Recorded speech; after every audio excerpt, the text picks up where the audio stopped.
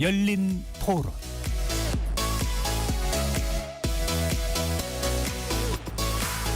안녕하십니까. KBS 열린 토론 배종찬입니다.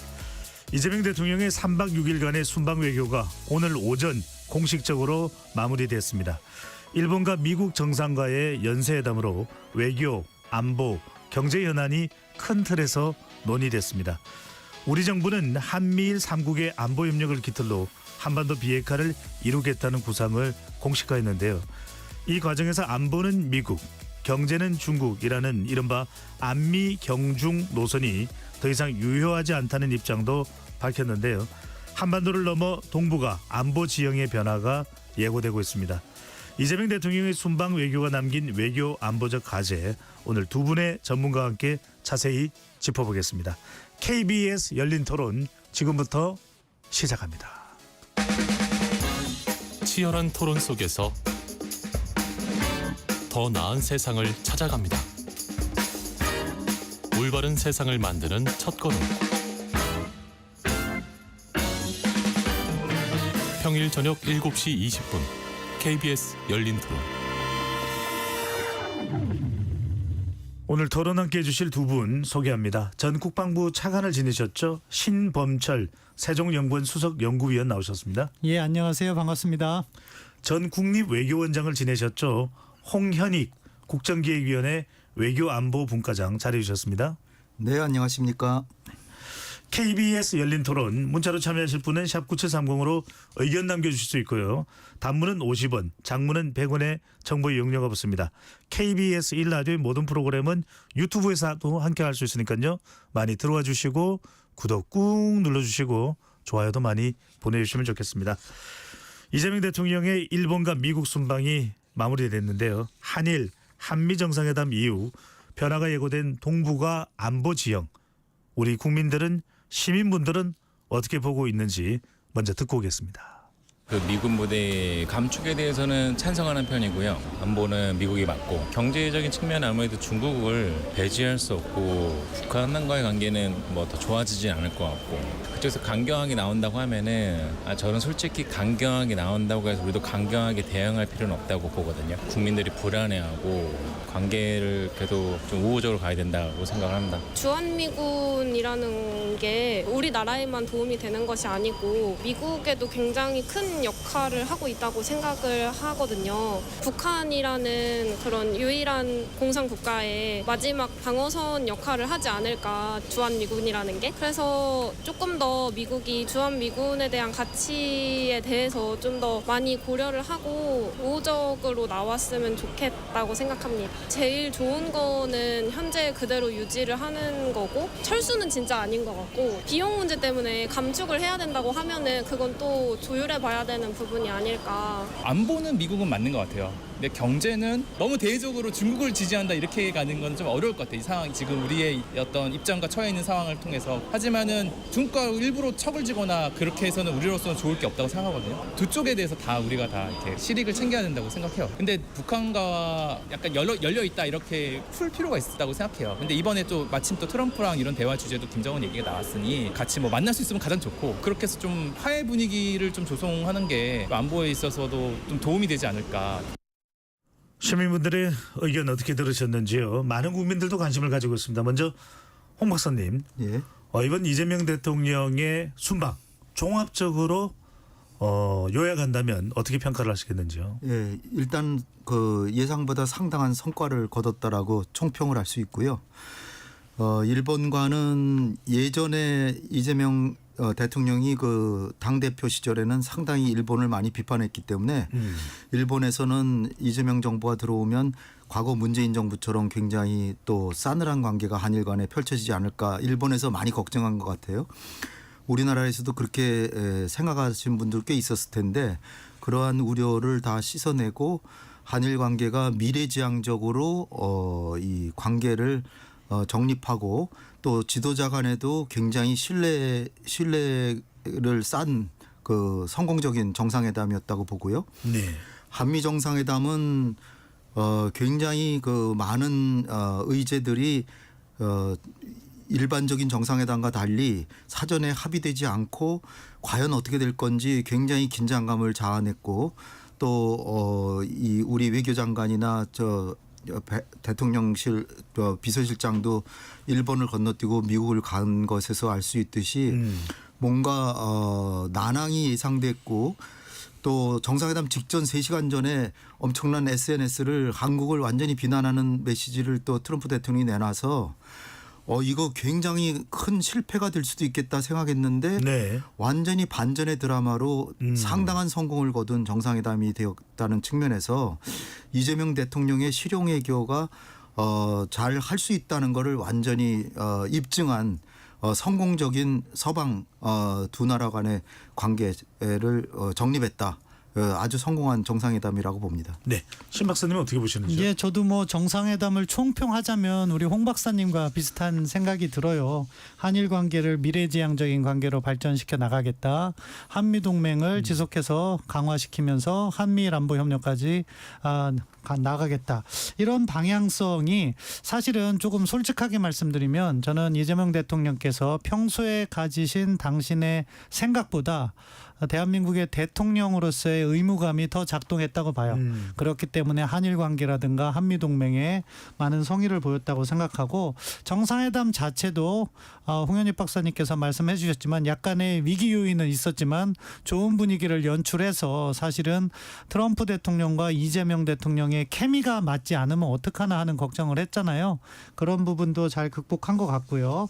아쉬운 점을 또 언급을 한다면 사실은 합의문이 조금 나왔으면 더 좋겠는데 팩트시트 같은 게 준비가 되고 있는지 모르겠어요. 왜냐하면은 위성락 안보실장께서 무슨 문구 조율 같은 이야기를 하신 건데 그거는 공동 언론 발표문이나 성명이 아니라면 팩트시트 같은 것이 정상회담 때 나오는 게 있는데 그것이 나오는지 안 나오는지 정부 측에서 좀 설명을 해주시면 좋겠고 뭐 국방 차원에서 안보 협력 차원에서는 뭐 우리가 국방비 증액을 말씀을 하셨지만 네. 필요한 부분에 잘 쓰여질 거라고 생각하고 어려운 부분은 해소를 해나가야 되는 과제가 있고 다만 또 안타까운 걸 또 언급을 한다면은 우리가 사실은 관세 협상이고 이거는 정확하게 정상회담은 아닌데 관세 협상에서 우리가 미국에 투자하는 금액을 한 번에 협상을 했어야 될 것 같아요. 그때 3,500억 불의 펀드 1,000억 달러의 LNG 구입. 그런데 이번에 또 추가적으로 1,500달러의 직접 투자 이야기가 나오면서 우리가 EU와 비슷한 규모가 아니냐 하는 우려 사안이 있는데 이런 것들은 앞으로 미국과 협의를 해나가면서 대한민국의 국익에 보다 유용하게 활용될 수 있는 방안으로 잘 협의해 나가야 된다고 생각합니다. 네. 구체적인 것은 좀 더 챙길 필요가 있다는 말씀이고요. 앞서 이제 홍 박사님께서 그 얘기를 하셨습니다. 정상회담이 이렇게 한 3시간 전에 SNS의 내용 What is going on in South Korea? 한국에서 무슨 일이 벌어지고 있느냐라면서 상당히 우리가 그 내용 때문에 긴장을 했었는데 정작 이제 정상회담을 들어가니까 상당히 그 부분에 대한 것도 오해가 풀리고 오해였다 이런 트럼프 대통령의 이 반응도 나왔는데 이 부분 SNS 3시간 전에 긴장하게 만들었던 것에 대한 대응은 어떻게 보시는지요? 대응이 정말 찬란하게 빛났습니다. 저도 다른 방송에 나가서 해설하고 그러고 그 상황을 지켜봤는데 예. 그러니까 정상회담 하기 직전까지요. 상당한 위기 의식이 느껴지더라고요. 그래서 트럼프 대통령이 뭐 거래 기술을 지금 한번 적용해 보는 그런 시간인가. 그리고 정상회담이 시작되면 굉장히 험악한 모습이 보이다가 조금씩 풀어주면서 결국 한국한테 엄청난 양보를 받지 않을까 그런 걱정을 했었는데요. 이거를 이재명 대통령은 이걸 미리 다 예상을 했던 것으로 지금 여겨집니다. 그래서 대통령 비서실장을 보내서 미국의 트럼프 대통령의 가장 신임을 받는 수지 와일즈 백악관 비서실장 여성분인데 트럼프 대통령에게 거의 유일하게 그러시면 안 됩니다라고 할 수 있는 분이라고 합니다. 아주 신뢰하는 분인데 이분한테 그 SNS에 올린 뭐 교회를 습격하고 주한미군을 사찰하고 뭐 이런 것이 사실과 다르다는 것을 잘 1시간 정도 설명을 해줬다 그래요. 그래서 트럼프 대통령이 정상회담에 나올 때는 이미 이게 내가 SNS 올린 게 사실이 아닐 수 있겠구나 하고 나왔고요. 그런데다가 이재명 대통령이 연속적으로 이 얘기를 한 게 이제 칭찬은 고래도 춤추게 한다라는 걸로 집주인한테 인테리어가 아주 잘 됐다. 그것도 잘 됐다는 게 이게 대통령의 그 황금 시기를 말해주듯이 인테리어가 황금빛으로 빛난다. 멋지다. 대통령의 마치 치적을 보여주는 것 같다. 뭐 이렇게 했다가 경제도 잘하셔가지고 다우지수가 사상 최고치를 하고 있다. 예. 또 중동, 아프리카, 유럽의 평화를 가져다주는 대통령의 치적은 역사의 길이 남는다. 어느 누구도 그렇게 그 평화를 중재한 적이 없다. 그러면서 이제 한반도로 끌고 와서 세계 유일한 분단국인 한반도에 김정은이 당신을 만나고 싶어 하니까 내가 한반도에서 주인이 돼가지고 김정은을 만나고 나가 가고 싶은데 그들은 나를 만나고 싶어 하지 않기 때문에 대통령이 지구상에서 유일하게 한반도에 평화를 가져다 줄 수 있는 분이다. 그래서 김정은을 만나서 평양이나 그 북한에다가 트럼프 타워도 세워주고 그럼 내가 가서 골프를 치고 싶다. 예. 여기까지 딱 얘기를 하니까 트럼프 대통령이 더 이상은 이 사람한테는 부정적인 얘기를 하고 싶지 않다라는 느낌을 가졌던 것 같아요. 그다음부터는 술술술 다 풀리더라고요. 네. 네. 자, 홍 박사님 말씀대로 트럼프 대통령이 좋아한다는 피스메이크 이 단어까지도 거론을 했습니다. 언급을 했습니다. 근데 바로 이 이야기 신 박사님 어떻게 보시는지 누가 전달해 주는지는 모르겠는데 인텔 어떤 정보를 얻고 있다. 교회를 급습하고 그다음에 미군 오산 기지를 조사를 하고 이런 내용들이 어떻게 전달되고 이게 트럼프 대통령에게는 뭐 앞으로도 어떤 영향을 줄 수 있다고 보시는지요? 예, 정부는 완전히 해결됐다고 설명하니까 일단 정부의 말을 믿어야죠. 그렇지만 일각에서는 그게 완전히 해결된 게 아니다라는 주장도 있기 때문에 이 문제에 대해서는 계속해서 관심을 가져야 된다고 생각해요. 근데 이거는 지우적하고 싶어요. 그것과 별개로 사실은 정상회담을 앞두고 다른 나라의 국내 정치 문제를 공개적인 방식으로 지적하는 것은 외교적으로는 결례예요. 그렇기 때문에 사실 그 내용의 옳고 그름을 떠나서 정상회담에 앞서서 트럼프 대통령이 트루스 소셜에 그거를 올렸을 때 저도 그때 뭐 방송 해설을 앞두고 있었는데 이런 방식은 한미동맹에 바람직하지 않다. 트럼프 대통령 나름의 어떻게 보면은 협상 전술이다 이렇게 생각을 했어요. 그러한 위기 관리는 홍윤희 박사님 말씀대로 잘 넘어간 것 같아요. 그리고 트럼프 대통령 맞춤형 워딩을 많이 준비한 것 같아요. 홍윤희 박사님께서 그 백악관 인테리어 말씀하셨는데 거기에는 사실은요. 저는 외교부에서 준비를 했을 거라고 보는데 한 가지 깊은 뜻이 있어요. 네. 왜냐하면은 트럼프 대통령이 백악관 인테리어에 너무 많은 돈을 쓴다는 미국 내 비판이 있었거든요. 근데 공개적인 석상에서 잘했다, 아름답다 얘기하면은 그건 트럼프 대통령의 그런 행위를 뒷받침해 주는 거거든요. 네. 그렇기 때문에 포인트를 잘 잡았다고 저도 그 점은 준비를 잘했다고 이야기하고 싶고요. 그 피스메이커하고 페이스메이커도 사실 트럼프 대통령의 스타일에 맞춰서 잘했다. 그렇기 때문에 정상회담 자체에서 보여준 케미는 괜찮다 이렇게 보였는데 앞서 말씀드린 것처럼 컨텐츠에 들어가서 아직 합의가 확실하게 되지 않은 부분, 문서화되지 않은 부분, 그리고 우리가 많은 돈을 미국에 투자할 수밖에 없는 상황에서 그 투사처에 대해서 우리가 주도권을 과연 가졌는가 아닌가 하는 부분, 이런 부분은요 정부가 뭐 항상 정상회담은 성공한다는 말이 있고 많은 준비를 했지만 이번 정상회담은 앞으로 우리가 잘 해야 되는 과제를 남겨놓은 정상회담이다. 이 점은 지적하고 싶습니다. 많이 궁금한 것도 있습니다. 확인하고 싶은 것도 있고요. 홍 박사님 근데 또 하나 이제 정상회담에서 한미일 협력을 이야기할 때 트럼프 대통령이 한일 관계가 어떤지 모르겠다. 이런 어떤 뉘앙스의 이야기를 하니까 이재명 대통령이 그럴 줄 알고 일본을 방문해서 뭐 위안부 등 다 정리했다. 미리 대비를 했던 걸까요? 뭐 사전에 좀 조율이 됐던 걸까요? 그렇죠. 이게 요번에 정상회담이 다 진행된 거 보면 정부에서 굉장히 세심하게 그 전략을 짰고 전략 목표를 상당 부분은 어느 정도 다 세워놨고 그것이 대부분 주요했다는 것이 결론으로 나타나고 있었다고 이제 저는 봅니다. 그래서 이 일본을 방문하는 것도 사실 그 한일 수교 이후 우리 정부가 새로 출범해서 일본을 먼저 우리 대통령이 그 양자회담으로 먼저 방문한 경우가 처음이라고 그러잖아요. 아주 이례적인 거거든요. 근데 이것을 역발상을 통해 가지고 일본을 먼저 감으로 인해서 이 한일 관계도 미래지향적으로 만들었을 뿐 아니라 지도자 간의 신뢰도 쌓고, 그리고 이게 사실은 트럼프의 일방주의적인 관세 정책이나 일방주의적인 세계 전략에 따라서 우리가 각각 미국과 동맹국이지만 미국이 동맹이라고 전혀 봐주는 게 별로 없기 때문에 네. 이게 동료의식을 느낄 수 있고, 어떻게 보면 경제 분야, 무역 분야에 있어서 서로가 도움으로서 서로가 윈윈할 수 있는 상황이거든요.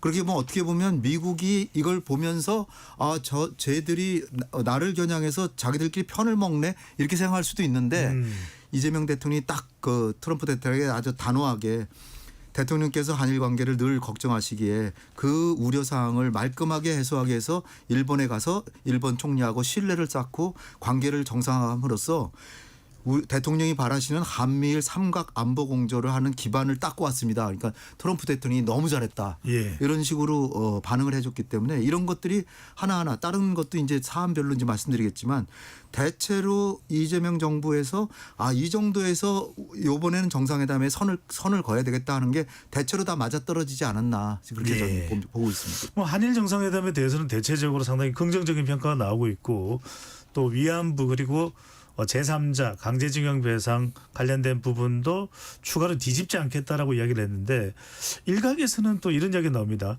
이 시바 시계로 일본 총리는 지금 뭐 지지율도 올라갔다고 하는데 과거사 이야기는 좀 똑부러지게 이야기하지 못한 것 아닌가.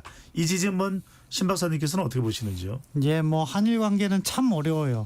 과거사 문제를 집중적으로 논의하자 보면은 또 미래지향적인 논의가 어려운 부분이 있고, 그렇기 때문에 이재명 대통령께서도 제가 아까 처음에 평소의 지론보다는 대통령으로서의 입장으로서 정상회담을 했다 이렇게 네. 말씀드렸잖아요. 과거 야당 정치인 시절과는 다른 모습을 보여주신 거죠. 그렇기 때문에 저는 그런 점을 긍정적으로 평가한다는 거예요. 이 한일 관계에 여러 가지 측면이 있지만 정말 난제는, 사실 역사 문제는 풀려면 풀 수가 없습니다. 왜냐하면 일본이 양보를 해야 되는데 일본이 변했거든요. 그렇기 때문에 일본하고 협력을 안 하고 적대시한다면은 우리가 계속 역사 문제 제기하면서 니들이 역사 문제에서 양보하지 않으면 우리는 미래지향적인 협력을 할 수 없다. 그렇게 해도 사실 일본의 양보를 얻어내기가 쉽지가 않아요. 그렇기 때문에 저는 궁극적으로는 우리가 일본보다 더 잘 살고 힘있고 이게 역사 문제를 극복하는 근본적인 방법이라고 생각해요. 네. 그런데 이제 이번에 대통령의 선택은 투트랙이라고 하잖아요. 그런 역사 문제는 역사 문제대로 풀어간다. 이것은 사실 시간이 오랜 기간이 소요될 것이고, 그렇고 또 다른 한편으로는 한일 간의 미래지향적인 협력을 해나감으로써 한미일 안보 협력의 기반을 만들겠다. 여기에는 어떤 포석이 깔려 있냐면요.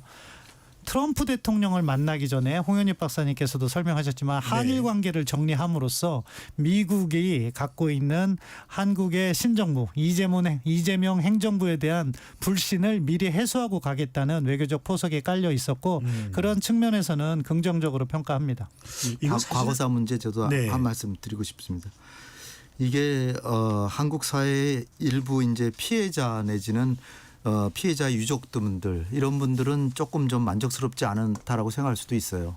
그렇지만은 이게 대통령께서 요미우리 신문하고 인터뷰할 때 분명히 짚고 넘어가신 게 이 위안부와 강제 노동 피해자들과 그 유족들의 고통과 그 상처를 치유하고 그분들의 인간적 존엄성을 회복하기 위해서 가해자인 일본이 진심으로 사죄하고 반성하는 것이 옳다는 것은 분명하다. 그리고 지난 정부에서, 윤석열 정부에서 위안부와 강제노동 피해자분들에 대한 그런 그 해결 문제를 그 합의를 했는데, 이게 새 정부가 들어와서 한국인으로서는 도저히 받아들일 수 없는 내용이지만, 거기까지 또 말씀하셨어요. 도저히 받아들일 수 없다. 그러나 한국 정부가 국제사회의 신인도를 생각하고 정책의 일관성을 유지하기 위해서는 부득이 또 미래지향적으로 한일 관계에서 이거를 그 과거사 문제를 가지고 미래에 한일 간에 협력하는 거를 안 하거나 주저한다는 것은 어리석은 일이다. 따라서 미래지향인 방점을 갖고 가는데, 중요한 거는 과거사 문제를 말씀드리면은 윤석열 정부는 과거사 문제를 마치 문제가 아무것도 없다는 듯이 모든 걸 용서하고 마치 이제는 전혀 따질 생각조차 없는 것처럼 해서 일본에게 전혀 죄의식조차 주지를 않고 그냥 미래로만 갔다면 이재명 정부는 그렇게 잊어버린 역사를 다시 한번 이건 한일 간의 의제가 분명하다. 그러나 문제 삼지 않겠다라고 한 것이지 이것을 좀 가볍게 우리가 했다고 해서 이거를 완전히 소홀히 했다라고 간과한 건 생각하는 건 아니다. 아니에요. 오히려 윤석열 네. 정부 때보다는 이거를 의제로 올려놓는 효과가 있었다라고 봅니다. 네. 단지 이제 정상회담 이후에 이 유가족이나 피해자들에 대해서는 정부가 좀 더 이제 성의 있는 정책을 좀 할 필요는 있겠다고. 예. 신 박사님 하실 말씀 뭐 있으실까요? 윤석열 정부에서 합의한 건 아니죠. 박근혜 정부 때 합의가 이루어졌던 거고 그것에 대한 문재인 정부에서의 문제 제기가 있었던 것을 보고낸 건데 저는 이렇게 생각하셨으면 좋겠어요. 어차피 지금 지난 정부나 이번 정부나 투트랙 접근을 하고 있는 거예요. 지난 정부들인들 왜 우리 위안부 문제라든가 강제징용 문제에 대해서 가슴 아픔이 없었겠습니까? 그런 부분은 같이 공감을 하고 있다고 생각해 주시는 게 좋고 정책의 방점이 더 지금 정부가 그런 부분에 있다는 거 저 인정할 수는 있습니다. 그렇지만 일방적으로 지난 정부에는 그런 것을 문제 의식조차 갖지 않았다고 하는 거는 조금 너무 지나치시다 그렇게 생각합니다. 네. 자, 이 정상회담 한미 정상회담을 통해서 한미일 협력을 하긴 했습니다. 그런데 지금 나오고 있는 보도를 보면 북중러의 이 밀착이 상당히 좀 심화되는 거 아닌가라는 우려가 나오고 있습니다. 오는 9월 3일 중국 전성절에 김정은 국무위원장, 김정은 국방위원장이 참석할 가능성이 상당히 높아지고 있다. 이렇게 되면 김정은, 시진핑, 푸틴. 한반도에 심 박사님 먼저 말씀을 해 주실까요? 더 긴장이 고조되는 거 아닙니까? 저는 그렇게 보지 않습니다. 일단 김정은 위원장의 방중은 우리 정부도 이야기했어요. 이미 알고 있었다고. 나름 외교 경로를 통해서 방중을 파악하고 있었던 것으로 보여지고요. 지금 우리가 지금 국제 정세가 어떻게 변화하는지는 잘 볼 필요가 있어요.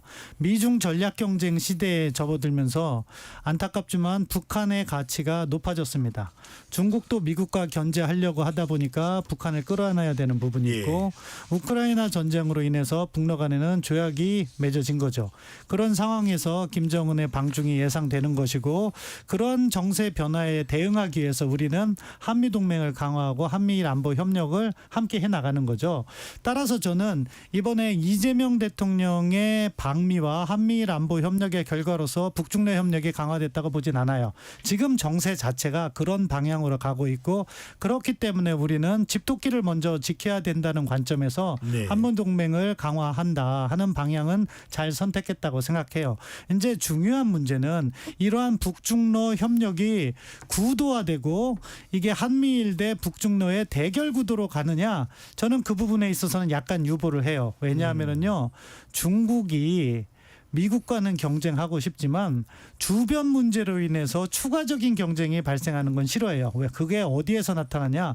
우크라이나 전쟁 때요. 러시아는 중국에 많은 지원을 요청했어요. 그런데 중국이 돕긴 하지만 한 발을 뺐거든요. 왜? 중러 간 협력이 미국에 대응하는 모습은 버겁기 때문에 그렇기 때문에 북중러 협력의 형태는 갖춰지겠지만 그 실질 협력은 조금 더 우리가 지켜봐야 될 것이고 그 과정에서 미중 간의 관세 협상 그리고 우크라이나 전쟁의 종결 그리고 우리 정부가 시도하고 있는 트럼프 대통령과 김정은 위원장과의 정상회담 이런 변수를 통해서 갈등을 해소해 나가는 과제를 정부가 안고 있고 그 부분에 있어서 우리가 노력을 기울여야 되는데 그 첫 출발로 한미동맹을 강화 한 것은 잘한 일이라고 생각합니다. 자, 이 대목에서 중국 생각을 안 할 수가 없습니다. 홍 박사님, 이번에 이 이재명 대통령이 미국을 갔을 때 CSIS 국제전략문제연구소에서 지금은 안미 경중을 생각할 수 있는 상태가 아니다 이렇게 이재명 대통령이 이야기하면서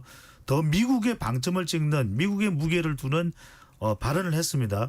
자, 그런데 이런 상황이 되면 주한미군의 역할 변경도 있을 테고 자, 실용 외교를 강조하고 있는 이재명 정부고 현실적인 경제는 또 중국을 안미 경중의 경제 중국은 아니다 하더라도 중국을 현실적으로 지리적으로 가까운 우리로서는 무시할 수가 없는데 중국이 어떻게 받아들일까요? 중국은 이미 조금 약간 볼멘 소리를 냈죠.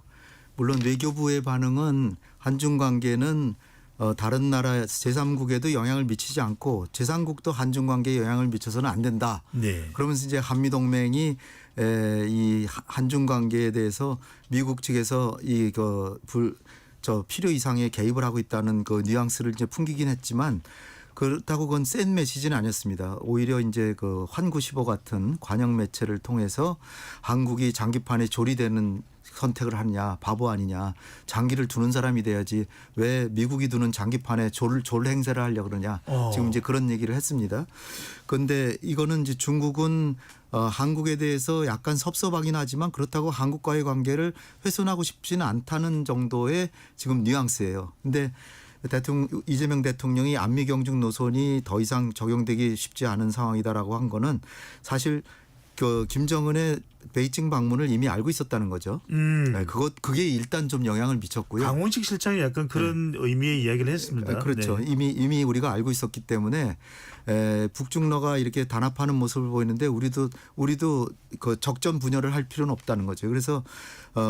그래서 나온 메시지일 수도 있고요. 두 번째는 현실적으로 우리가 과거에는 한 몇 년 전만 하더라도 중국한테 400억 달러, 500억 달러 흑자를 내고 무역도 한미 간의 무역보다는 한중 간의 무역이 훨씬 한 1.5배 그렇게 막 많았었는데 어느새 이 무역량도 비슷해졌고 이 질적으로 중국하고는 거의 그냥 우리 흑자를 별로 못 내고 오히려 미국한테는 지금 400억 달러 이상 흑자를 내고 있거든요. 네. 그러니까 어떻게 트럼프 대통령이 그러니까 이제 관세도 매기고 나오는 건데 어쨌든 간에 안미 경중이라고는 안보는 미국하고 경제는 중국하고 안 되는 거 아니에요. 그 사실 맞지가 않죠. 이제는 저 경제도 비슷한데 중국이나 미국이나. 그리고 또 하나 아주 큰 변화가 생긴 게 뭐냐면 중국이 워낙 지금 경제 발전을 빨리 하고 기술 발전을 해가지고 과거에는 이제 한국 간에 중국 간에 그 한중 간에 그 경제 분화가 돼 있었어요. 그러니까 우리가 소부장 부품을 대고 무슨 그러면 중국이 완제품을 수출해서 미국에 수출을 하면은 우리가 이제 한국도 이득을 보고 중국도 이득을 봤는데 네. 이젠 중국이 완제품도 잘 만들어요. 그러니까 우리랑 경쟁이 된단 말이에요. 그러니까 우리가 더 이상 중국한테 많이 기댈 수가 없는 상황이 돼 버렸어요. 그렇기 때문에 질적으로 변화가 있었다는 거를 얘기한 거고요. 그다음에 이제 미국이 하도 강하게 나오니까 거기에 우리가 좀 보조를 맞추는 게 좋겠다. 그리고 한중 간에 맨날 우리가 양쪽에서 눈치만 보는 그것도 얼마나 어려운 일입니까? 그러니까 일단은 우리가 균형 외교를 한다 그래서 미국 대 중국이 5대5로 된 적은 한 번도 없습니다. 역사상 민주당이건 국민의힘이건. 대체로 뭐 6대4냐 아니면 8대2냐 뭐 이런 7대3이냐 이거지 5대5로 중국을 미국하고 똑같은 비중을 둔 정부는 아무도 없었다고. 그런 상황에서 사실상 안미 경중이 아니라 우리가 일단은 한미 동맹을 주축으로 하고 중국과도 우호 관계를 가지려고 대부분의 정부가 그러죠. 근데 이제 이번에 이재명 대통령이 직접 얘기했듯이 중국과의 관계를 끊지 않으면 친중이다라고 하면 난 기꺼이 친중을 하겠다라고 하지 네. 않았습니까? 이 안미 경중 노선이 더 지킬 수 없다고도 했지만 중국하고는 최소한의 우호 관계는 반드시 필요한 얘기를 한 거거든요. 그 얘기는 결코 그 균형 외교를 포기한 게 아니라 이 비율 조정에 있어서 좀 더 미국에 약간 더 방점을 더 두겠다 이런 내용이 아닌가 봅니다. 네.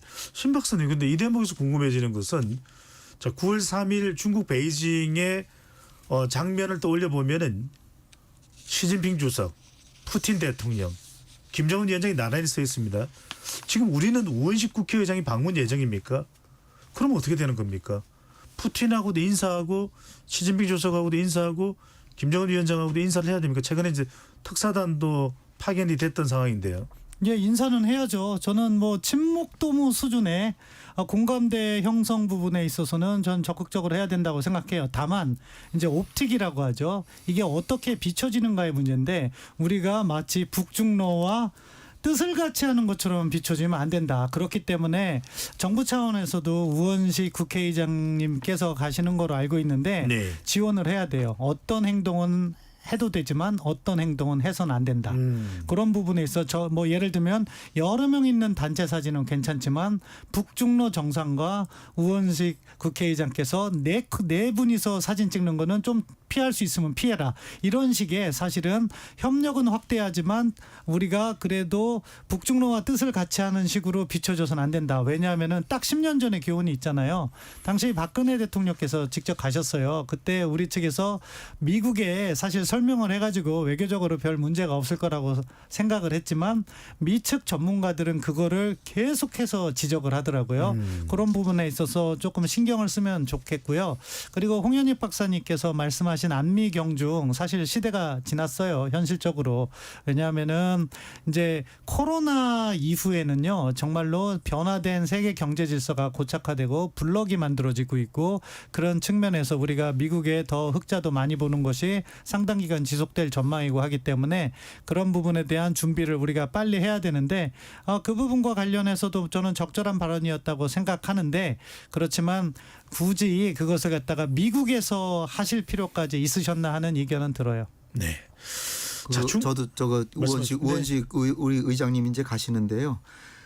미리 이제 하나 말씀드리고 싶은 거는 과거에도 그 천안문 열병식 할 때 박근혜 대통령이 가시고 북한에서는 최령해가 갔었습니다. 네. 그 당시에. 그때 우린 국가 원수가 가고 거기는 이제 2인자를 보냈는데 중국에서 완전히 차별을 했죠.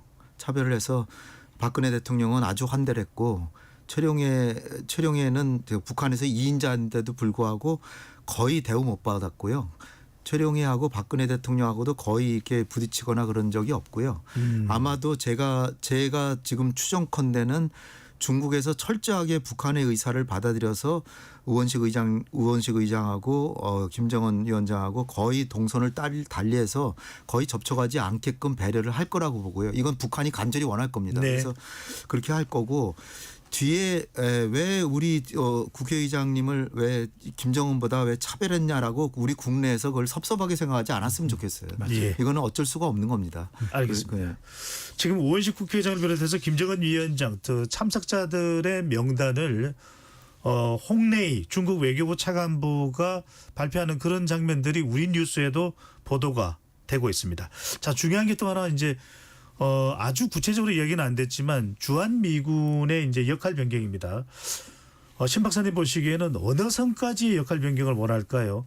양안 문제, 대만에 중국이 이 군사 도발을 일으킬 때 주한미군이 참여하는 선입니까? 또 한국이 또 참여하는 선입니까? 어느 선일까요? 사실 미국은 자신들도 관여를 하고 싶고 한국의 지원도 받고 싶어 할 거예요. 그렇지만 우리의 입장은 다른 거고 그런 부분에 있어서는 지난 정부도 조심해야 하고 이재명 대통령께서도 이번에 이 문제를 놓고 고민을 많이 하셨던 것 같아요. 그래서 월요일인가요? 일본에서 미국으로 가는 비행기 안에서 간담회를 하셨는데 그때 의미 있는 두 가지 말씀을 하셨어요. 하나는 주한미군의 전략적 유연화 문제는 우리가 지지하기가 어렵다는 취지로 말씀하셨고 그 대신 주한미군의 미래형 전략화 부분은 어느 정도 수용할 수 있다는 말씀하셨어요. 그래서 제가 거기가 접점이구나 그렇게 추정을 하고 있는데요. 그게 이렇게 약간 추상적인 표현이기 때문에 일반 시청자분들께서는 이해하기가 어려우실 것 같아서 제가 설명을 드릴게요. 네. 주한미군의 전략적 유연성을 공식적으로 인정한다는 것은 주한미군이 대만 문제에 직접 관여하는 것을 한국이 허락한다는 취지로 들릴 수 있기 때문에 그런 외교적 용어는 한국에서는 수용할 수 없다는 얘기예요. 그렇기 때문에 이번에 정상회담에서도 주한미군의 전략적 유연성이 논의되지 않았고 이것은 외교부나 대통령실에서 사전 접촉 과정에서 준비를 했던 것 같아요. 다만 그렇다고 우리가 미국의 요청을 하나도 안 들어줬냐? 그건 아닌 것 같고 주한미군의 미래형 전략화라고 하셨는데 제가 개인적으로 이해하는 것은 전력화를 의미하는 것 같은데 그건 뭐냐면은요. 지금 지상군 중심의 주한미군의 구성을 이제 미 육군도요. 미래전에 준비하면서 MDTF라고 해서 멀티 도메인 태스크 포스, 그게 뭐냐면은 다영역 작전이라고 그래서 이제 육군, 해군, 공군이 따로 싸우는 시대가 아니잖아요. 육군, 해군, 공군, 사이버, 우주, 이 각각의 영역을 통합하는 부대로 만들었고, 이 부대를 만들어서 배치나 이동을 간편하게 하는 것이 미국 육군의 개혁 방안이에요. 주한미군이 그렇게 바뀌는 것을 갖다가 어느 정도 미래형 전력을 갖추게 함으로써 나중에 미군이 필요한 활동을 할 때 그때 가서 판단할 수 있게 일종의 유보를 해주면서 미국의 입장도 받아준 거다. 저는 개인적으로 그렇게 생각합니다. 네, 짧게 하나만 확인하고 홍 박사님이 가겠습니다. 신 박사님, 트럼프 대통령이 자꾸 주한 미군 28,500명인데 4만 명 이상 된다라고 하는 게 의도적인 겁니까? 정확히 몰라서 그런 겁니까? 두 가지 측면이 있어요. 의도적으로 계속 활용하는 거죠. 그런데 트럼프 대통령이 한국에 관심이 있었을 때는 1990년대였을 거고, 그때 뭐 여기 트럼프 빌딩 막 이렇게 사고 그랬을 때인데 네. 그때 주한미군이 4만 5천에서 3만 8천으로 줄었을 때예요. 그러니까 자기 머릿속에는 최초 입력된 것이 4만 명일 수 있는 거죠. 그 다음에는 편하게 생각하는 거죠, 뭐. 네. 자, 이 궁금증이 해결됐고요. 홍 박사님은 이 주한미군의 역할 변화 어떻게 보시는지요? 예, 이게 사실 참 미묘한 문제거든요. 이게 오래전에 벌써 2006년 1월 2006년이죠. 2006년 1월 달에 콘돌리자 라이스 국무장관하고 반기문 장관하고 그 주한미군의 전략적 유연성을 인정한다. 노무현 정부 때입니다. 네, 노무현 정부 때죠. 그래서 미국이 간절히 바라던 거를 승인해 줬죠. 뭐 노무현 대통령이 반미 대통령이라고 하는 분들도 계시지만 사실 미국이 원하는 건 대부분 다 들어준 아주 친미적인 대통령이었습니다. 그래서 그거를 용인해 줬지만 2항에 또 보조 조항이 있어요. 그게 뭐냐면 미국은 한국의 의사에 반해서 이 지역 안보에 개입하지 않겠다고 하는 한국의 입장을 존중한다. 그러니까 사실 두 개가 좀 모순되는 거거든요. 주한미군은 전략적 유연성을 가지는데 유연성을 가지는 행동이 한국의 분쟁 개입을 연루시키지는 않는다. 이거 굉장히 어려운 거거든요. 우리 동의가 필요하다는 말일까요? 예를 들어 좀 더 구체적으로 말씀드리면 양안 간에 분쟁이 났을 때 주한미군이 이를테면 대만에 가서 도와준단 말이죠. 그리고 도와주다가 전쟁이 조금 교대한다고 한국으로 다시 오잖아요. 그러면 중국하고 대만하고 교전하는 상황이잖아요. 그런데 주한미군이 개입이 되는데 그렇게 되면 이 사람들이 다시 돌아오면 중국은 그 사람들을 공격하려고 할 거 아니에요. 우리가 전쟁에 노출이 그럼 되네요. 우리가 전쟁에 개입됐잖아요. 네. 그러면 이걸 보내야 됩니까? 보내지 말아야 됩니까? 그러니까 이게 상당히 상호 모순되는 건데 그럼에도 불구하고 서로가 그냥 암묵적으로 전략적 모호성을 가지고 여기까지 온 거라고 저는 봐요. 근데 지금 미국의 입장이 달라진 게 한국이 그걸 인정하라는 거예요. 공개적으로 이제는. 근데 인정을 하면 한국과 중국은 전략적으로 이제 완전히 준적국이 되는 거죠. 그래서 우리 대통령이 그거는 곤란하다라고 했는데 자꾸 지금 미국의 국방장관이나 국무부 고위 당국자 이런 사람들은 그걸 하겠다 그러니까 예. 지금 상당히 난감한 이 주제가 된 거고요. 근데 단지 하나 이번에 희망이 보인 것 중에 하나가 물론 트럼프 대통령이 좀 유머로 얘기한 거지만 기자가 이제 트럼프 대통령한테 시진핑 주석을 만나러 가겠냐 그랬더니 그 트럼프 대통령이 뭐라 그랬냐면 나 시진핑 주석하고 사이가 나쁘지 않고 굉장히 내가 카드를 쓰면 중국이 엄청나게 그냥 그 휘청휘청할 카드를 갖고 있는데 지금 그거 쓰고 싶지 않다. 곧 시진핑 주석 만나러 가는데 여기 이재명 대통령 같이 가고 싶으면 내 비행기 같이 타고 가시죠. 그랬어요.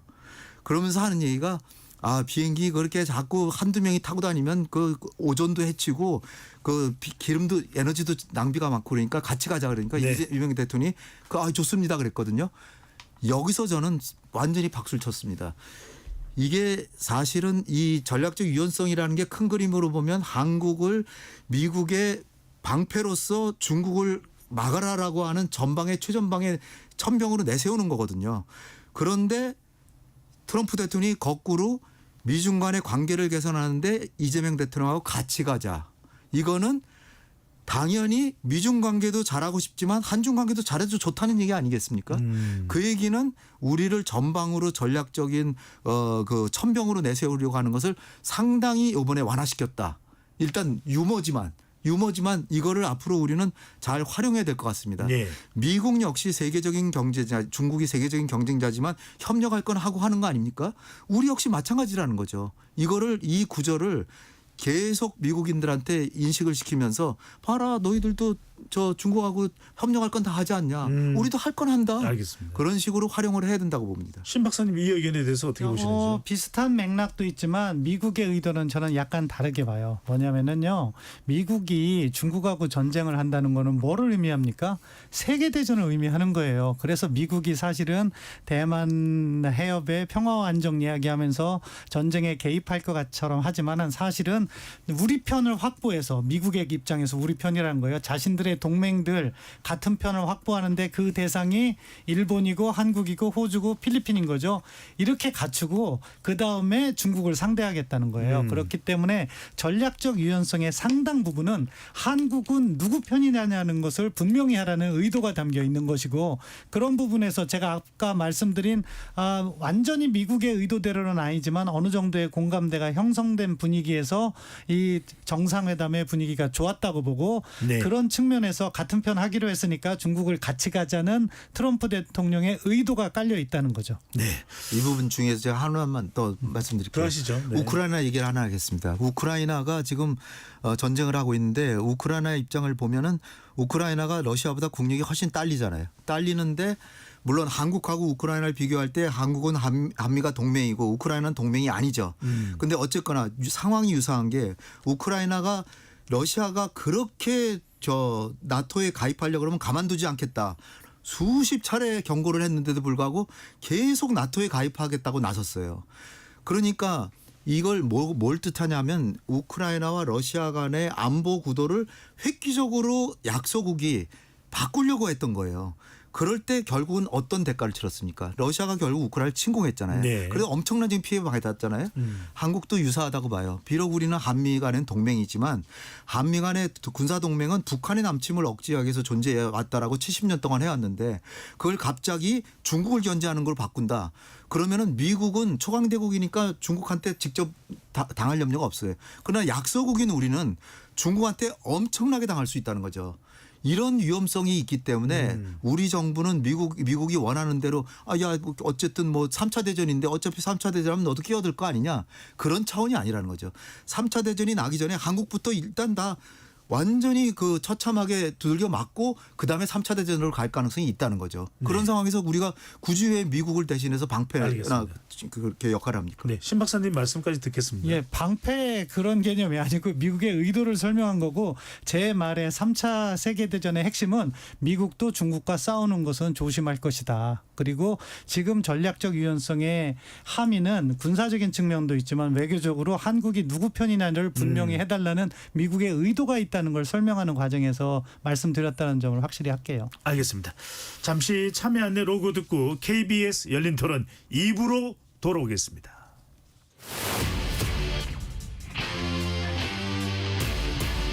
토론에 정답은 없습니다. 토론이 세상을 바꿀 수도 없습니다. 하지만 질문은 새로운 세상을 만들 수 있습니다. 질문으로 올바른 세상을 만드는 첫걸음 KBS 열린 토론.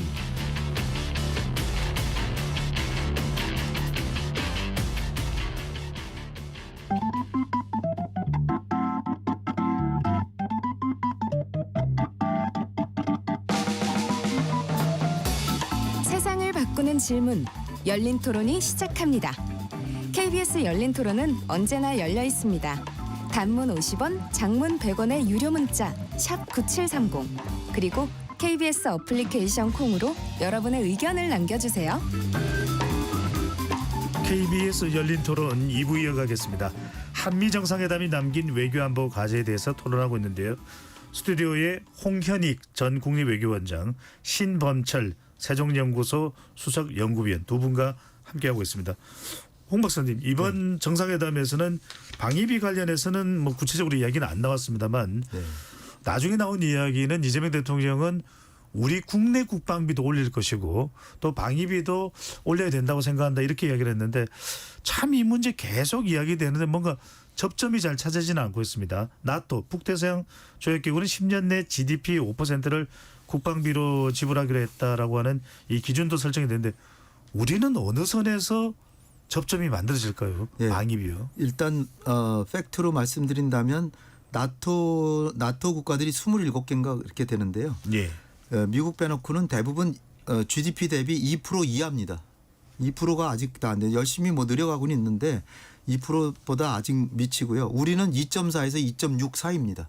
그러니까 우리가 GDP 대비해서 훨씬 나토 국가들보다는 미국의 입장에서 볼 때 훨씬 더 모범국인 거죠. 국방비를 더 많이 쓰는. 근데 트럼프 대통령이 지난번 나토 정상회담에서 큰 성과를 거뒀죠. 이 비록 2035년이라고 하는 10년 뒤를 목표로 했지만 그 GDP를 2%도 안 되는데 5%까지 올리기로 했습니다. 그러니까 어떻게 보면 150%를 올리는데요. 그 내용을 가만히 살펴보면 그 직접 국방비는 3.5%까지만 올리고 간접 국방비라 그래서 1.5%는 뭐 군대로 가는 길을 내는 거 뭐 이런 그 관련 국방 관련 간접 비용까지도 이제 그거는 한 1.5% 해가지고 실질적인 국방비는 3.5%로 간다는 거죠. 그래서 미국이 우리한테 올리기를 바라는 건 실질적으로 볼 때 3.5에서 3.8 정도라고 돼 있어요. 그래도 지금 우리가 2.4라 그러면 50% 이상 올리는 거죠. 50% 이상 올리는 거니까 우리한테 부담이 되지만 아까 제가 처음에 말씀드린 것처럼 우리 측에서는 지금 어느 정도의 미국의 요구는 어느 거는 받아들이고 어느 거는 못 받아들인다는 걸 대충 정했다는 게 방위비 인상에 대해서는 상당히 적극적으로 받아들이는 쪽으로 가기로 결정을 하고 간 것 같습니다. 그래서 이재명 대통령이 먼저 국방비 우리는 늘리겠다라고 얘기를 했다는 거예요. 그런 걸 왜 그랬냐. 사실 이재명 정부에서 지금 추진하고 있는 게 첨단 정예 강군을 만들려고 그러는데 이게 뭐 AI도 많이 써야 되고 돈도 많이 들 거 아니에요. AI로 무장하려고 그러면. 그다음에 이제 전자권 전환을 가능하면 임기 내에 하려고 그럽니다. 그러기 위해서는 아직 부족한 게 감시 정찰 장비 이런 게 많이 부족해요. 그리고 인공위성이라든지 그다음에 북한이 어쨌든 핵을 가졌는데 우리는 재래식 무기밖에 없으니까 첨단 재래식 무기지만 아주 강력한 미사일 만드는 것도 필요하고 드론도 많이 만들어야 되고 그다음에 군인 병력이 자꾸 줄어드니까 그 유능한 사관생도나 이런 아니면 부사관 많이 뽑아서 월급도 많이 주고 병력도 늘려야 돼요. 그러니까 국방 소요가 꽤 있어요. 그러니까 큰 문제가 안 돼요. 그리고 우리 방산업이 또 얼마나 지금 뭐 잘 나갑니까? 그러니까 우리 무기를 사줘도 그것도 국방비니까. 그래서 국방비는 늘려주겠다라고 결심을 하고 늘려주겠다 그러니까 미리 이제 얘기가 다 갔을 겁니다. 그러니까 다른 부분에 대해서는 그렇게 미국이 따지지를 않은 거다. 저는 그렇게 보고 있습니다. 아, 물 밑에서 협상이 됐다. 신 박사님 이 흥미로운 것 중에 하나는 트럼프 대통령이 참 이야기하기를 좋아합니다. 언제 그 이야기가 어느 주제로 또 전개될지 모르는 상황인데 우리는 이제 흔히들 이야기가 샌다 이렇게 이야기를 하는데 B2 스텔스기를 이야기를 했습니다. 그런데 지금 무기를 사가라 이렇게 이제 해석을 하는 분석도 나오는데 B2는 우리가 원한다고 해서도 살 수가 없기 때문에 지금 이제 군사 전문가들 이야기는 아파치 헬기 올해 이제 이 예산이 완전 전액 삭감됐기 때문에 또 미국이 가지고 있는 기술 위용을 자랑하는 게 LSM 미사일 이런 걸 더 사달라는 이야기인가요? 뭐 그런 걸 수도 있죠. 말씀하신 것처럼 B2 폭격기는 판매용이 아닙니다. 네. B2 폭격기와 F-22 랩터는 팔질 않아요. 절대적인 우위를 갖고 있기 때문에 그런데 이제 그 이외에 미국산 장비를 많이 사라는 한 예로 미국이 이러한 좋은 장비를 갖고 있고 지난번 이란 폭격할 때 정밀 타격을 했다. 그런 식의 설명이 있었던 거죠. 저희가 미국 무기 체계를 구매하는 것은 뭐 필요한 부분이 있습니다. 왜냐하면 가급적이면 우크라이나 전쟁에서 나타난 것처럼 상호 운용성이 중요해요.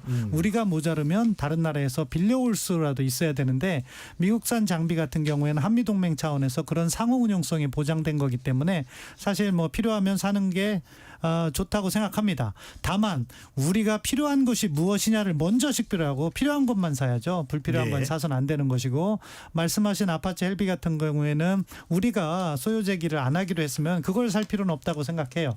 다른 걸 사야 되고, 또 우리가 F-35 같은 것도 많이 사면 우리 공군은 좋아하겠지만, 우리 방산 아까 홍현익 박사님께서 말씀하셨는데 우리 카이에서 KF-21 만들잖아요. 그러면은 그걸 우리가 또 사줘야 돼요. 그런 적정 비율도 고민을 해야 되고요.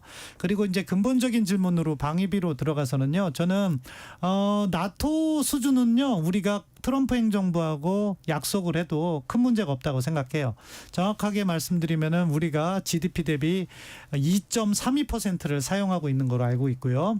트럼프 대통령이 요구하는 그 5%가요. 당장 내년에 하라는 게 아니에요. 2035년까지예요. 그중에 3.5%가 직접 국방비면은 어떻게 계산을 하면 되냐? 1년에 0.12%씩만 올리면 돼요. 그리고 트럼프 대통령 임기가 끝나는 2028년에 하면은요. 0.12%씩 올리면은 우리가 2.68%밖에 안 돼요. 이거는 아까 홍현익 박사님 말씀하신 대로 우리가 과거 국방비 많이 썼을 때의 비율하고도 비슷해요. 그렇기 때문에 가능하다. 그렇기 때문에 또 이재명 대통령께서도 이 부분을 적극적으로 치고 나가신 것 같아요. 트럼프 대통령이 원하는 부분에 있어서 우리가 해줄 수가 있다. 예. 그리고 아까 간접 국방비도 말씀하셨는데요.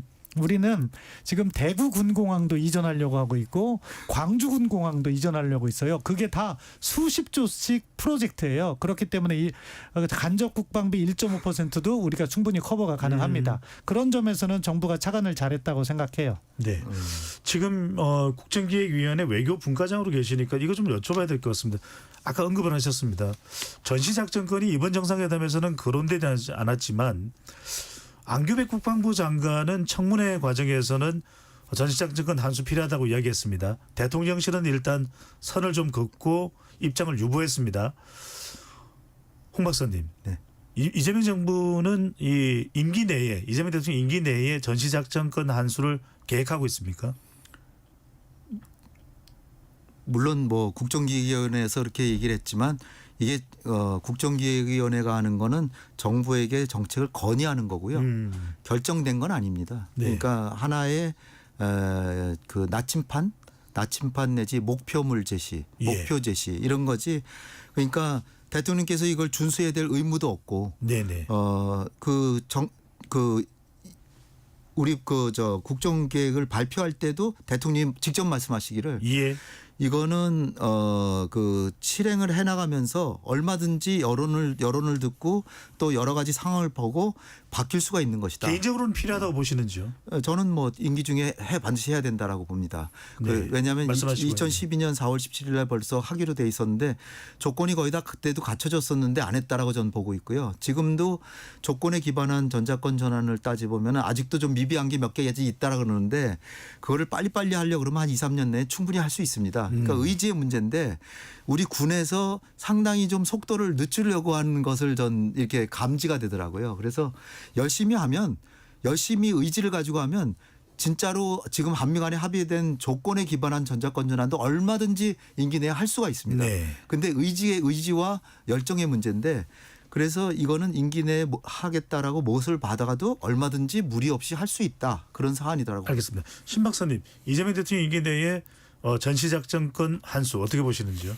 저는 보수층 전문가들이 전자권 전환에는 소극적인 편이 많은데 저하고 그 천영우 이명박 정부 당시 외교안보 수석 그 두 분은 전자권 전환하자 이야기하고 있어요. 네. 그러니까 제가 지금 이렇게 전자권 전환을 우리가 안정적으로 해야 되지만 몇 년 안에 전환을 하자고 주장하는 거에 소수라는 점은 말씀드리고 설명을 드릴게요. 예. 왜냐하면은요 전자권 전환은 홍현익 박사님께서도 말씀을 하셨지만 우리가 2006년에 합의돼서 2007년에 본격적인 계획이 세워져서 곧 있으면 20년이에요. 20년.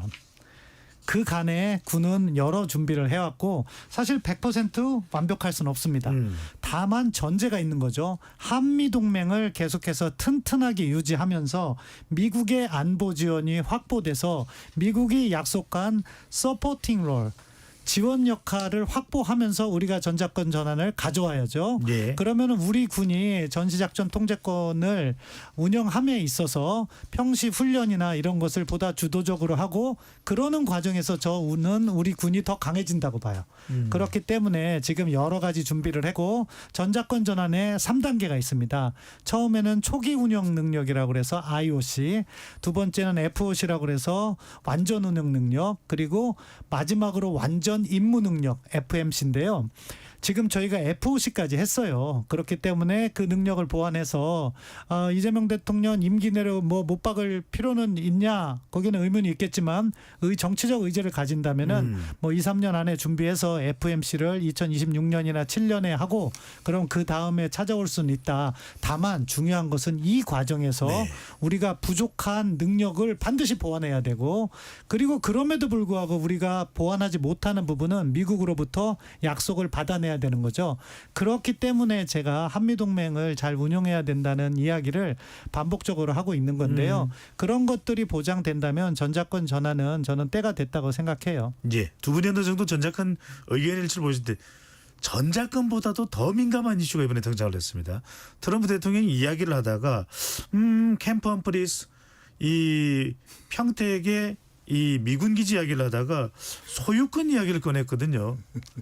신 박사님 이거 어떻게 받아들여야 될까요? 저는 그냥 해프닝으로 받아들이고 해프닝으로 치부해야 된다. 이거를 심각하게 받아들이는 순간 한미 간의 갈등 요인이고 이 부분은 우리 영토 주권에 관한 문제이기 때문에 절대로 양보할 수 있는 영역이 아니에요. 그렇기 때문에 실무선에서는 그런 부분에 있어서 사실이 아니고 안 된다는 것을 갖다가 분명히 전해야 되는 거고 네. 그 맥락을 보면 트럼프 대통령은 역시 부동산에 관심이 많은 사람인 것 같아요. 한미동맹하고 뭐 오산 기지 설명하다가 갑자기 야 거기 좋은 미군 기지 있는데 우리가 돈도 많이 썼는데 소유권을 가지면 어떻겠니 그런 식으로 얘기했는데 그냥 웃고 넘어가는 말로 치부해야 되고 절대 그런 일은 있어서도 안 되고 해줄 수 있는 일이 아닙니다. 네. 이런 부분은요 아무리 뭐 동맹이 중요하다 하더라도 딱 잘라 말해 노 이렇게 해야 된다고 생각해요. 저 동감이고요. 동감인데다가 한 가지 덧붙이고 싶다면 일기 때 그 캠프 험프리스를 방문했거든요. 트럼프 대통령이. 가보니까 상당히 좋았다는 거를 지금 암시하고 있어요. 얼마나 마음에 들었으면 그걸 소유까지 하고 싶을까. 그러니까 그 기지가 굉장히 좋다는 건 말로 표현은 안 했지만 당시에 이렇게 같이 이렇게 수행하는 미군 장성이 이 좋은 기지 만드는데 한국이 90%를 비용을 댔습니다. 그러니까 트럼프 대통령이 왜 100% 안 되고 왜 90%만 냈냐 그랬다는데요. 어쨌거나 또 하나 우리가 그래도 고무적이라고 생각하는 게 그 정도로 그 땅이 탐날 정도면 주한미군 철수는 안 하겠다. 그렇게 좋은데 좋은 땅에 잘 있는데 그래서 너무 그렇게 감축에 대해서 걱정하지 않았어도 되는 부분이 아닌가. 이번에 이 정상회담에서 시선을 사로잡는 장면이 있었는데 바로 신스틸러라고 하는데 신스틸 장면인데 바로 이재명 대통령이 트럼프 대통령을 가리켜서 피스메이커다. 그다음에 이재명 대통령 자신은 페이스메이커가 되겠다. 자, 여기서 또 김정은 위원장도 나왔습니다. 홍 박사님께서는 올해 내에 만날 생각도 있다라고 얘기했는데 이 트럼프 대통령이 이 김정은 위원장을 만날 현실적인 가능성 올해 안에 그런 일정들이 착착착 좀 기민하게 진행될 가능성 어느 정도로 보시는지. 네. 일단 피스메이커하고 페이스메이커 이게 마라톤에서 이제 피스메이커는 평화를 만드는 사람이고 네. 페이스메이커는 그 마라톤 프로 선수가 우승하도록 옆에서 떼어주다가 막판에 이제 자긴 빠지고 1등을 하게 만들어주는 그런 사람인데요. 그러니까 보조 역할자죠. 근데 이재명 대통령이 절묘하게 이걸 잘 구사한 게 한반도의 그 문재인 대통령 같은 경우는 운전자론을 얘기하면서 내가 운전대를 잡겠다 그랬는데 트럼프가 운전대 내줄 사람입니까? 어차피 안 되는데 그런 상황에서 그 이재명 대통령이 김정은 위원장과 내가 나서가지고 한반도 평화를 가져오고 싶은데 나는 그 사람들이 만나고 싶어 하지 않는다.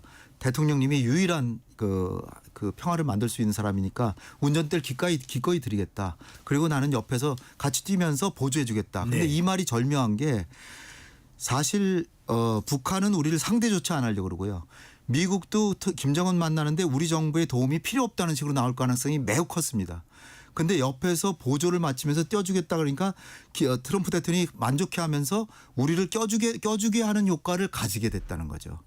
그 주역을 맡기면서 우리가 완전히 그 배제될 뻔한 거를 우리가 끼어들게 하는 그런 절묘한 역할이 됐던 거고요.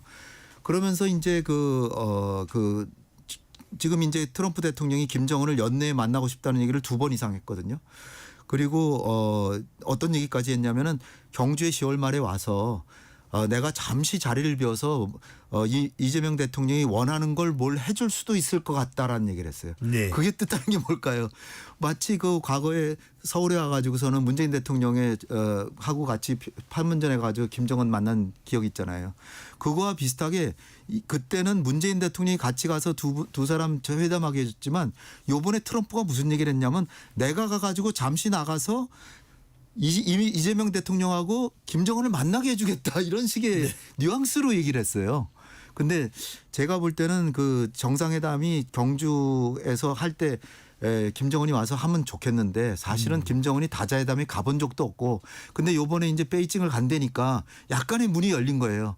근데 베이징에 오는 사람들은 전부 중국이나 북한하고 친한 나라들이 다 와요. 푸틴하고 예. 뭐 베트남, 라오스 뭐 다 이런 공산권이나 그런데 이 에이펙 정상회담은 전혀 다른 서방 진영의 사람들이 그 정상들이 오니까 올 가능성은 커 보이진 않아요. 그런데 네. 길이 열려 있다고 하면은 오히려 푸틴 대통령이 중재를 해서 푸틴 대통령하고 트럼프하고 만날 때 김정은이 블라디보스톡에 와가지고 3자 회담을 하다가 푸틴 대통령이 빠져주고 저 트럼프 대통령하고 김정은이 만날 수도 있지 않을까 그런 생각을 해봅니다. 예, 다양한 방법이 이제 강구될 수는 있을 텐데 근데 이재명 대통령이 또 북한의 핵 관련된 발언을 이번 미국 방문에서 했습니다.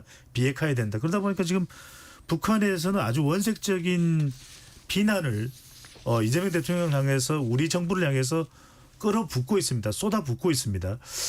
뭐 물론 이제 트럼프 대통령과의 만남이기는 합니다만 성사가 될까요?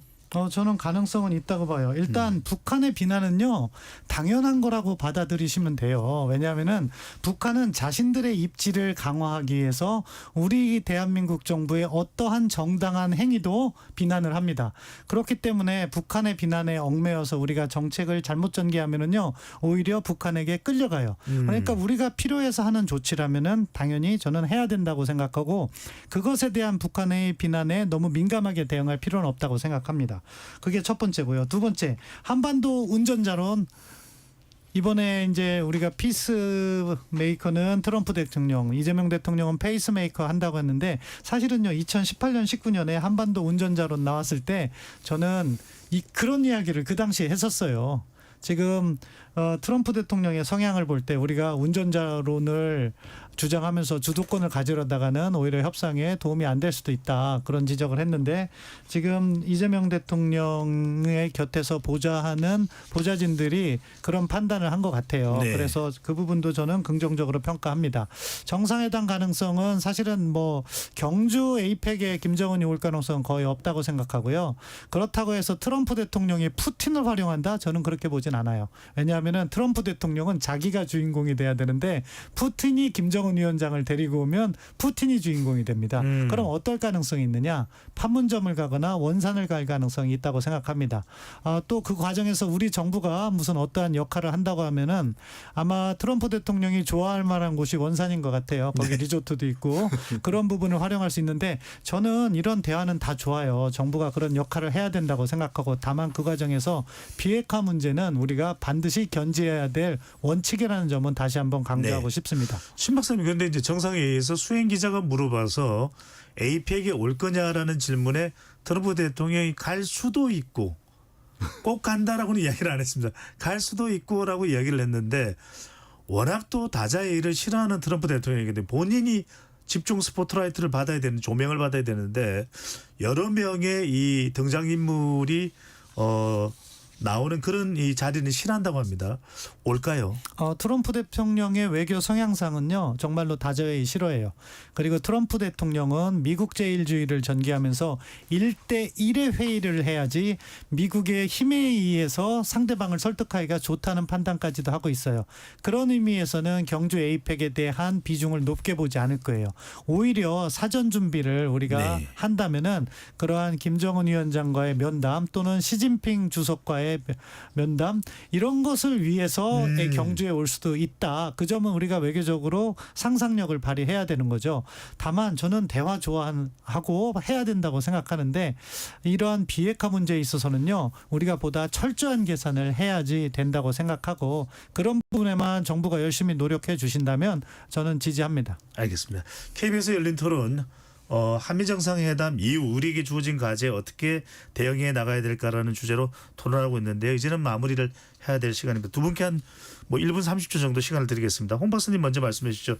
우리가 어떤 안보 관련해서 한반도 지형에서 대비를 해야 될지 미국과 함께 또 하나는 앞으로 이제 구체적인 협상도 계속 미국과 진행을 해야 나가야 될 텐데 우리가 어떤 협의를 통해서 무엇을 얻어내는데 초점을 맞춰야 될까요?